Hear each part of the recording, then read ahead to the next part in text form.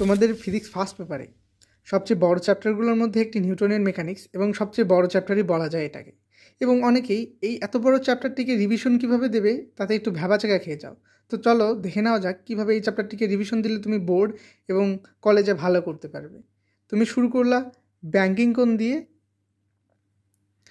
তাহলে তোমার একটা ভালো ভালো প্রিপারেশন হয়ে গেল।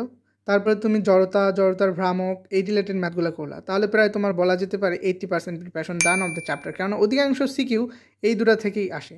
তারপরে তুমি একটু সুতার টান দেখলা, তারপরে তুমি পুলির ম্যাথ দেখলা, তাহলে তোমার প্রায় বলা যেতে পারে 90% প্রিপারেশন ডান।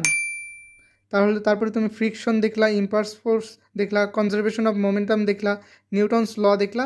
এগুলো দেখলে তোমার এবি এবং এমসিকিউ এর জন্য প্রিপারেশন হয়ে গেল। তারপরে তুমি একটু এমসিকিউ প্র্যাকটিস করলা, দেন ইউ আর ডান। তাহলে সবচেয়ে মূল কথা কি, শুরুতে ব্যাংকিং কোণ এবং ইনার্শিয়া দিয়ে শুরু করলা, তাহলে প্রায় তোমার প্রিপারেশন ডান।